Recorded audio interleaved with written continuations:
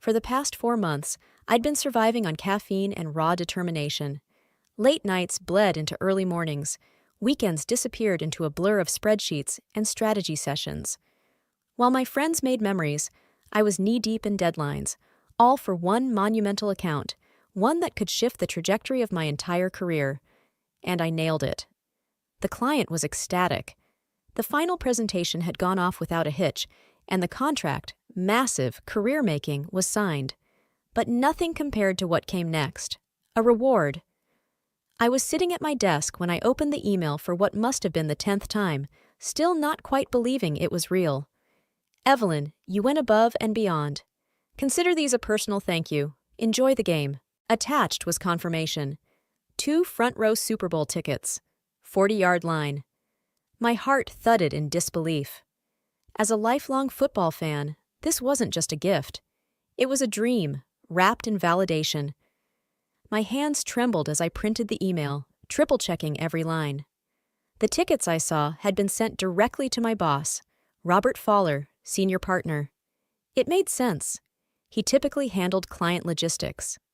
I imagined the moment he'd stroll in, that rare, approving smile on his face, and hand them to me with a simple, "Well done, Evelyn." That moment never came. 3 days later, Robert barged into my office without knocking. Typical. He leaned on the edge of my desk, arrogance practically radiating off him. "I heard you got some exciting news," he said. I smiled, thinking this was it. "Yeah, I really appreciate it. That project meant a lot to me." He nodded, slow and patronizing. "Exactly why I wanted to talk to you about the tickets." Something in his tone put me on edge. "Right," I said, cautiously. He gave a performative sigh, the kind people give when pretending to be the good guy. "Here's the thing, Evelyn. Clients don't always understand internal structure. When they gave you those tickets, it was really more of a gift to the firm, not just to you."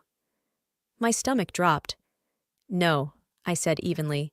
"The email was explicit. They were for me. A personal thank you." He waved it off like I'd misread a comma.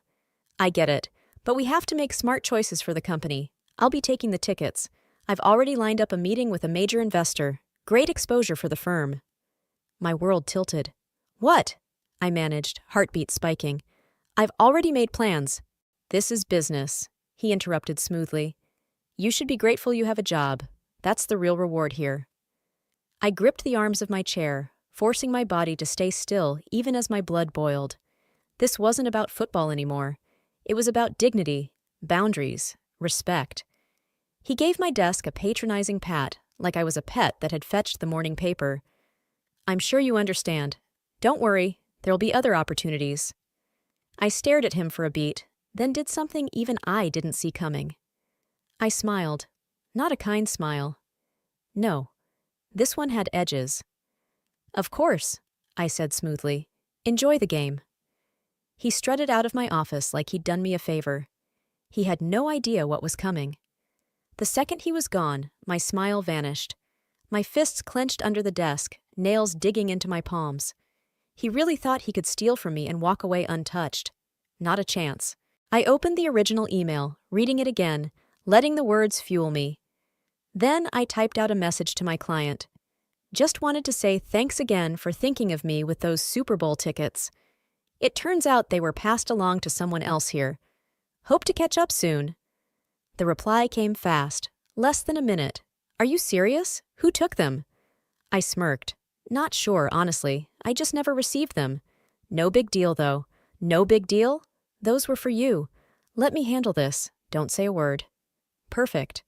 Now it was between Robert and the client, and I already knew who'd win. That afternoon, I kept my head down while quietly collecting intel. I didn't have to dig far. Robert's ego did the heavy lifting. By lunchtime, I caught him bragging in the break room. "Yeah, 40-yard line seats. Insane. Taking a big investor with me. These things are all about relationships, you know?" Oh, I knew. And so did the client now.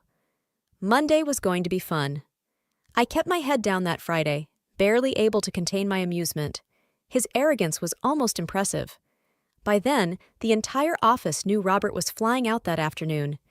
He strutted through the halls like royalty, smug and untouchable, drunk on his own self-importance. We crossed paths near the elevators. "Big plans this weekend?" I asked, voice light as air. He gave that familiar smirk. "Oh, just nurturing the right relationships." "Well," I said, "enjoy the game." And I meant it, because by the time his plane touched down, the trap would already be waiting. Saturday morning, my phone buzzed. It was the client. "Meeting set for Monday. Just play it cool. Trust me." I grinned. I did trust him.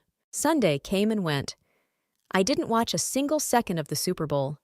Not because I'd stopped loving football, but because I had my eyes set on the real event, the one happening Monday morning. Robert strolled into the office at exactly 9:07 a.m., sunglasses on, coffee in hand, radiating the smug victory of a man who thought he'd won. He didn't look at me. Didn't need to. In his mind, he'd already erased me from the story. But then 9:30 rolled around. An invite popped up on my screen. Subject, client review. Mandatory attendance attendees. Robert Fowler, senior partners, client representative, Evelyn location, conference room. A. I clicked, accept, game time. When I walked into the glass-walled room, the air was taut. Robert lounged at the head of the table like a king waiting to be praised. But his posture stiffened when the client entered, with someone in tow, a woman I didn't recognize. "This is Andrea Holloway," the client said evenly, "VP of Corporate Partnerships." Andrea offered a cool nod and took her seat. Robert blinked, scrambling to recover. "Oh, of course. Nice to meet you, Andrea." The client didn't smile. "Before we begin, I just have one question." He turned to me. "Evelyn, did you enjoy the game?" Silence. I tilted my head, feigning confusion. "The game?" "The Super Bowl." I shook my head, brows pinched.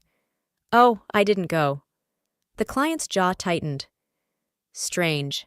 I was under the impression you had 2 front-row tickets, personally arranged by me." Robert shifted. "Yeah, about that. There was a mix-up. Evelyn wasn't able to attend." "So who did go?" the client asked, tone sharp enough to draw blood. Robert cleared his throat. I took a client. It was a strategic opportunity." Andrea cut in. "Just to be clear, you gave away a personal gift intended for an employee without authorization?" Robert paled. "Well, it was a business decision." The client leaned forward. "I wanted Evelyn at that game. She earned it. But imagine my surprise when I found out she never received the tickets." Andrea turned to me. "Did Robert inform you of any company policy requiring you to surrender those tickets?" I kept my voice level. "No, he just told me they were his now." The silence was deafening. Andrea sighed, folding her hands. "Robert, not only did you violate internal ethics, you've essentially committed corporate theft." Robert opened his mouth, then closed it again. The client didn't even try to hide his disappointment.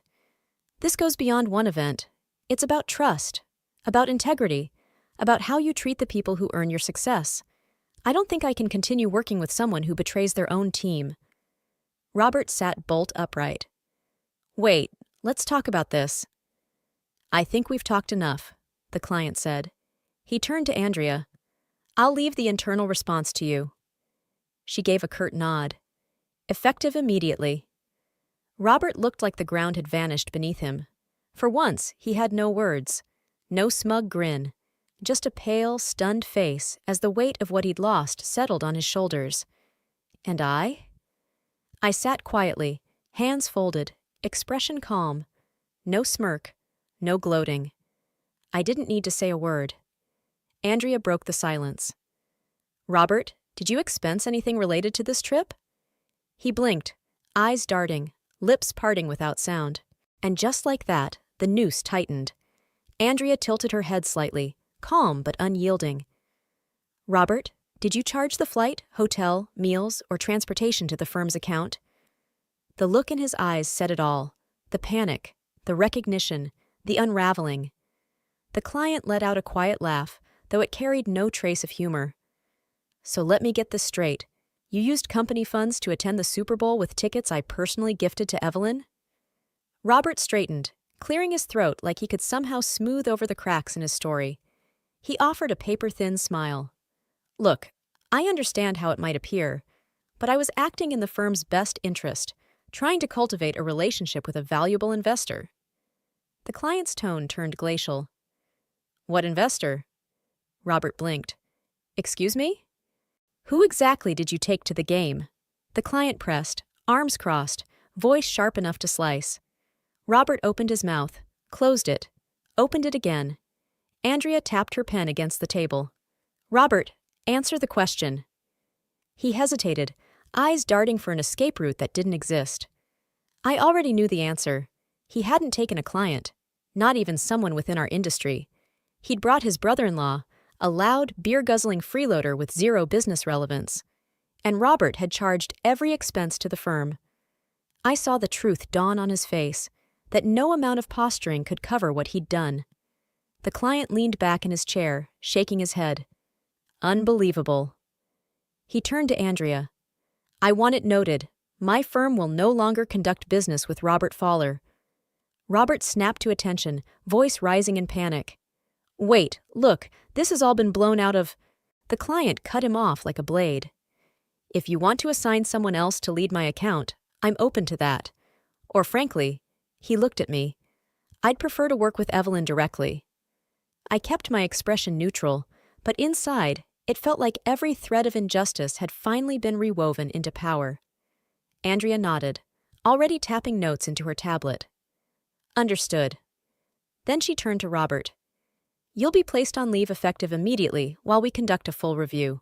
I suggest you take the rest of the week." Color drained from Robert's face. He opened his mouth again, but caught the collective expression in the room. Stern, final, done. He stood abruptly, his chair screeching against the floor. Without another word, he stormed out, the glass doors shuddering behind him. Silence fell like a curtain. The client turned to me, his face softening. "Evelyn, I owe you an apology. I should have made sure those tickets got to you directly." I shook my head. "You had no way of knowing. And honestly," I glanced at the door Robert had just walked through, "this turned out better." He chuckled. "I like your perspective." Andrea slid a folder across the table. "Evelyn, since you've been handling the majority of this account already, we'd like to make it official. A promotion, new title, new salary, full authority." My breath caught. I stared at the document. It was real, more than a raise. This was recognition, respect, a seat at the table I had fought to earn. I looked up. "Are you serious?" Andrea smiled. "Absolutely. You've more than earned it." I exhaled, a slow grin spreading across my face. "Then I accept." The client stood and extended his hand. "Glad to hear it. And next time I get Super Bowl tickets?" He winked. "They're coming straight to you." I laughed, shaking his hand. Robert thought he'd taken my reward. Instead, he handed me everything I ever wanted, and more. And Monday? Monday was just getting started. By the time I returned to my desk, the energy in the office was electric. Colleagues whispered, casting wide-eyed glances between me and the now vacant corner office. The story had already begun to spread. In corporate culture, nothing traveled faster than a senior partner's fall from grace. I sat down, trying, and failing, to suppress the smirk threatening my lips. My inbox exploded. Subject, "Congratulations." Subject, "OMG. What just happened, subject? You okay?" Also, "Holy shit." Messages poured in. Support, shock, and the kind of admiration you only get after standing your ground and winning. Then came a text from a number I knew too well. Robert Fowler. "What the hell did you do?" I stared at it for a beat, then typed back. "Not sure what you mean. Thought you were the one making moves." No reply. Of course not. I leaned back in my chair, eyes drifting to the promotion letter on my desk. I had won. Cleanly, quietly, completely. But Robert wasn't finished. Not yet. An hour later, a new email landed in my inbox. Subject, HR meeting. Immediate attendance required. I opened it, eyes narrowing. "Evelyn, please report to HR immediately. This is a mandatory meeting." HR dept. I stared at the screen, heart slowing to a careful, steady rhythm. Robert wasn't going down without a fight, but neither was I. Notebook in hand, I made my way to the HR office. The receptionist barely looked up, simply gesturing toward the glass-walled room at the back. Inside, Denise from HR sat at the table, visibly tense. Across from her sat Robert, no longer smug. The confident mask had slipped, replaced by the look of a cornered animal scrambling for survival. Denise cleared her throat. "Evelyn, please, have a seat." I did.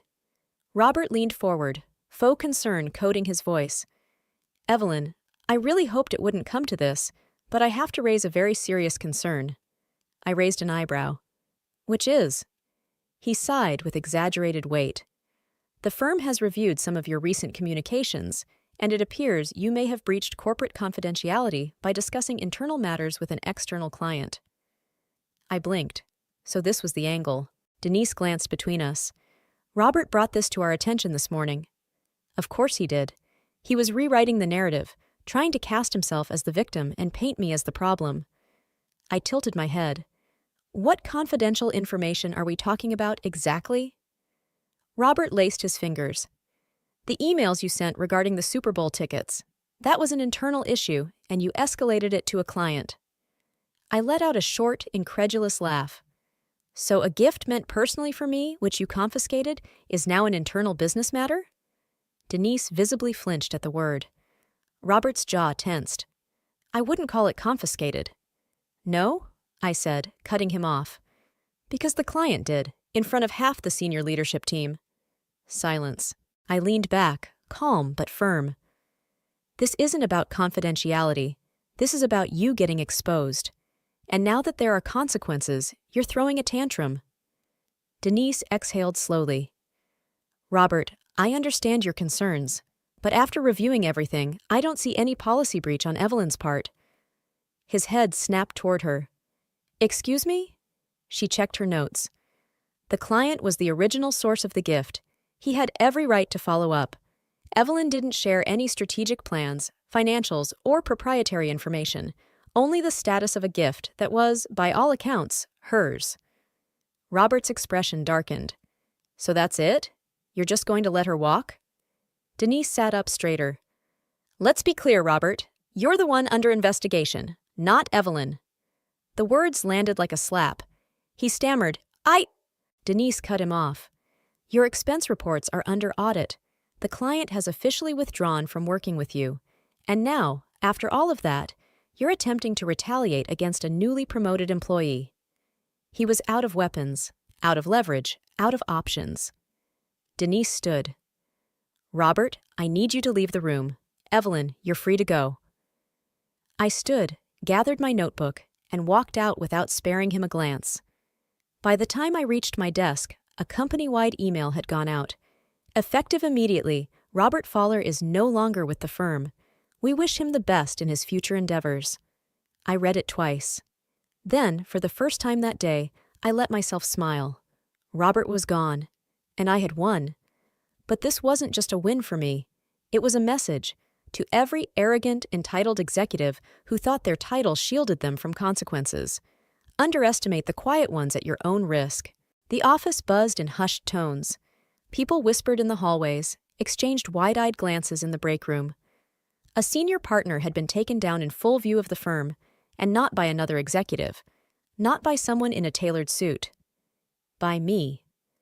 I reread the termination notice, still half disbelieving. His name had already been scrubbed from the company directory. His office door was locked. HR had boxed up his things. It was like he'd never existed. But I wasn't done. I pulled out my phone and dialed. The client picked up on the first ring. "Evelyn," he said, amusement in his tone. "I take it you've heard the news?" "I have," I said lightly. "Thought I owed you a thank you."